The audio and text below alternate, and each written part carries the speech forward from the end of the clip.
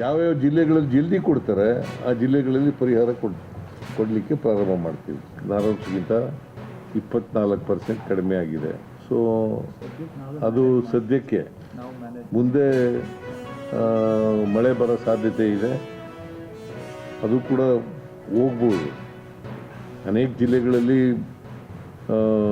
ಕೊರತೆ ಇತ್ತು ಸೆಪ್ಟೆಂಬರ್ಗಿಂತ ಮುಂಚೆ, ಅಲ್ಲ ಆಗಸ್ಟ್ಗಿಂತ ಮುಂಚಿತವಾಗಿ. ಅದು ಆಗಸ್ಟ್ನಲ್ಲಿ ಮಳೆ ಆದಮೇಲೆ ಈಗ 24 ಜಿಲ್ಲೆಗಳಲ್ಲಿ ನಾರ್ಮಲ್ ಆಗಿ ಮಳೆಯಾಗಿದೆ, ವಾಡಿಕೆ ಮಳೆಯಾಗಿದೆ.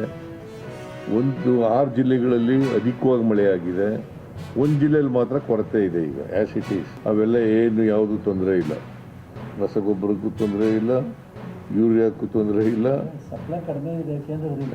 ಕೇಂದ್ರ ಸರ್ಕಾರದವರು ಕೊಟ್ಟಿಲ್ಲ, ನಾವು ಕೊಡಬೇಕಾಗಿದ್ದದನ್ನು ಕೊಟ್ಟಿಲ್ಲ ಅವರು. ನಾನು ಪತ್ರ ಬರೆದಿದ್ದೀನಿ, ಅಗ್ರಿಕಲ್ಚರ್ ಮಿನಿಸ್ಟ್ರು ಕೂಡ ಪತ್ರ ಬರೆದಿದ್ದಾರೆ. ಯಾರು ಬರೆದರೂ ಕೂಡ ಅವರು ಕೊಟ್ಟಿಲ್ಲ. ಇಲ್ಲ, ಈರುಳ್ಳಿ ಬೆಳೆ ನಷ್ಟ ಆಗಿರಲಿ, ಟೊಮೆಟೊ ಬೆಳೆ ನಷ್ಟ ಆಗಿರಲಿ, ಹೆಸರು ಬೆಳೆ ನಷ್ಟ ಆಗಿರಲಿ, ತೊಗರಿ ಬೆಳೆ ನಷ್ಟ ಆಗಿರಲಿ, ಅದಕ್ಕೆ ಜಾಯಿಂಟ್ ಸರ್ವೆ ಮಾಡಿರ್ತಾರಲ್ಲಪ್ಪ, ಜಾಯಿಂಟ್ ಸರ್ವೆ ಮಾಡಿ ರಿಪೋರ್ಟ್ ಕೊಡಲಿ, ಆಮೇಲೆ we will take a decision. Will discuss and take a decision.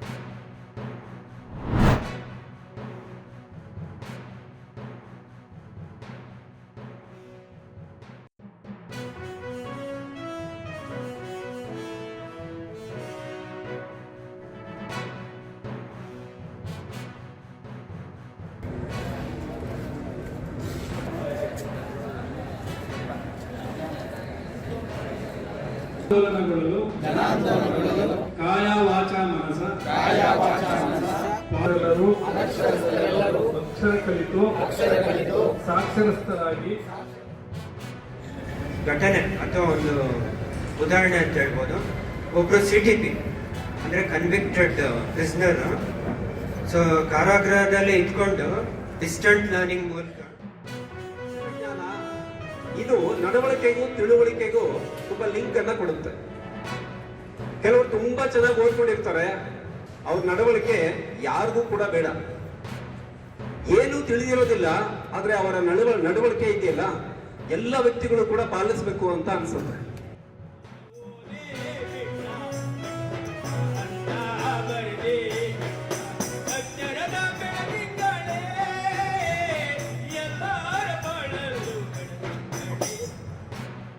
ಸರ್ಕಾರದಿಂದ ಏನೇನು ಸವಲತ್ತಿದೆ ಅಂತ ಹೇಳಿ ಅದನ್ನ ತಾನು ಸ್ವತಃ ಓದಿ ಬರ್ಕೊಂಡ್ರ ಮೂಲಕ ಅರ್ಥ ಮಾಡಿಕೊಂಡು ಆ ಸವಲತ್ತನ್ನು ಪಡ್ಕೊಂಡು ಸಾರ್ಥಕ ಬದುಕನ್ನು ಸಾಧಿಸಬೇಕಾದ್ರೆ ಈ ಶಿಕ್ಷಣ ಅಂತಕ್ಕಂಥದ್ದು ಬಹಳ ಪ್ರಮುಖವಾದಂತಹ ಒಂದು ಘಟ್ಟವಾಗಿ ಮನುಷ್ಯನಲ್ಲಿ ಆಗುತ್ತೆ.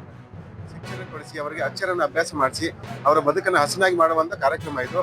ಹಾಗಾಗಿ ಅವರಿಗೆ ಶಿಕ್ಷಣ ಕೊಡಿಸೋದು ನಮ್ಮ ಮೂಲ ಉದ್ದೇಶವಾಗಿರೋದ್ರಿಂದ ಅದರಿಂದ ಅವರು ಸುಧಾರಣೆಗೊಂಡು ಅವರ ಬದುಕಿನಿಗೆ ಅವರ ಅಕ್ಷರ ಜ್ಞಾನ ಹೊಂದಿ ಮತ್ತು ಅವರ ಬದುಕುಗಳಿಗೆ ಅನುಕೂಲ ಆಗುತ್ತೆ. ಮತ್ತು ಅವರು ಏನೇ ಕೇಸ್ ಇರ್ಬೋದು, ಅಕಸ್ಮಾತ್ ಅವ್ರು ಏನಾದರೂ ಕೋರ್ಟು ಕಚೇರಿ ಅಕ್ಷರ ಜ್ಞಾನ ಬೆಳೀಲಿ ಅಂತ ಹೇಳೋದು ಸಣ್ಣದಾಗಿ ನಾವು ಅವ್ರ ಶಿಕ್ಷಣ ಕೊಡ್ತಾ ಇದ್ದೀವಿ.